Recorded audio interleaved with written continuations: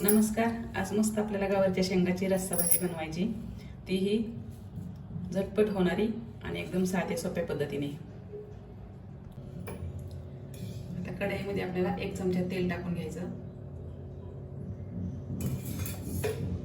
त्यामध्ये आपली ही निवडलेली गवारच्या शेंगा टाकून घ्यायच्या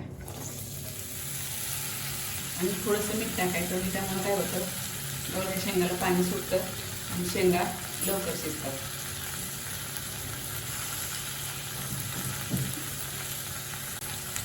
चांगल्या शेंगा आणि मीठ मिक्स करायचं.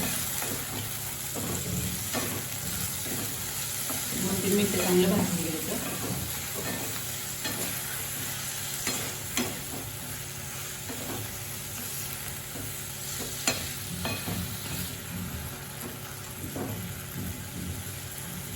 आणि याच्यावरती झाकण ठेवायचं आणि गॅस एकदम मंद ठेवायचा. 2-3 मिनिटं झाले, आपण पुन्हा एकदा थोड्याशा शेंगा परतून घेऊ.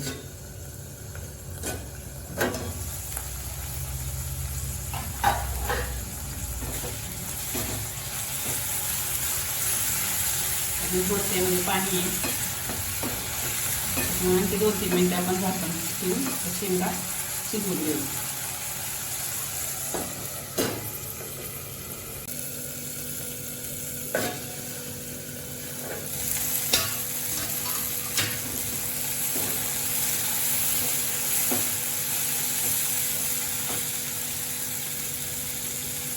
शेंगा थोड्या शिजलेत आपल्या. आता या आपण एका प्लेटमध्ये काढून घेऊ.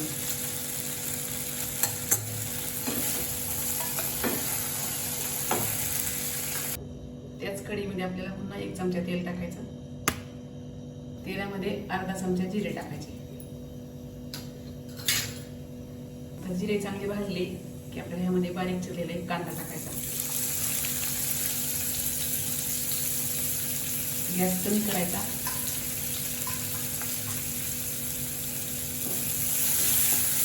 कांदा आपल्याला थोडासा लालसर होईपर्यंत भाजून घ्यायचा. आता कांदा आपला थोडासा लालसर झालेला आहे. तर यामध्ये हे भाजलेल्या लसूण खोबऱ्याचं वाटण आहे, हे टाकायचं 1 चमचा.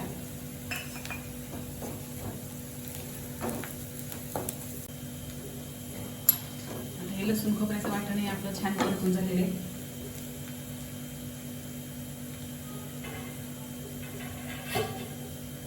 यामध्ये आपल्याला अर्धा चमचा बेसन पीठ टाकायचं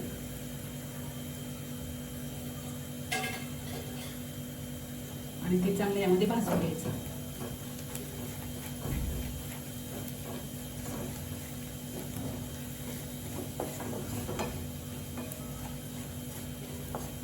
आता हे बेसन पीठ भाजून झालं तर मी इथं धना पावडर घेतली, थोडी हळद आणि हा घरगुती काळा मसाला आणि हे काश्मीरी लाल तिखट. हा काळा मसाला तुमच्याकडे नसेल तर कांदा लसूण मसाला वापरला तरी चालतं. आता हे मसाले चांगले परतून घ्यायचे.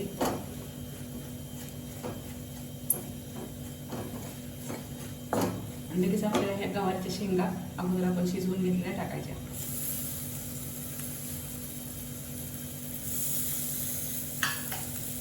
त्या तेल मसाल्यामध्ये चांगले परतून घ्यायच्या.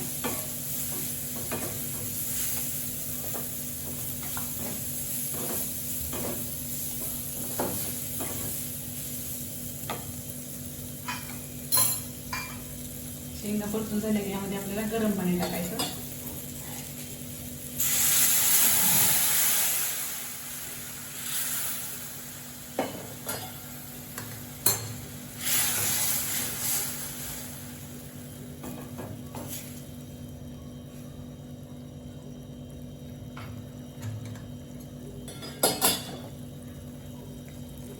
हे मी 1 ग्लासभर पाणी गरम करून घेतलं होतं.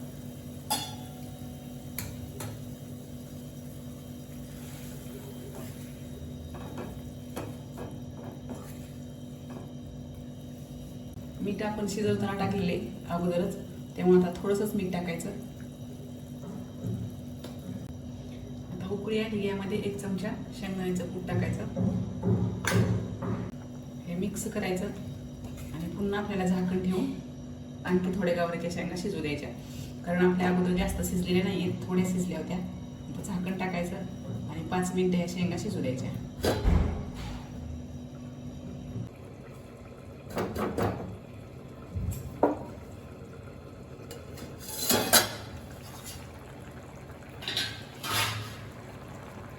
मस्त आपली गवारीची भाजी तयार झालेली आहे. पाक शिजली पण. आता गॅस बंद करायचा आणि एका प्लेटमध्ये आपल्याला काढून घ्यायची.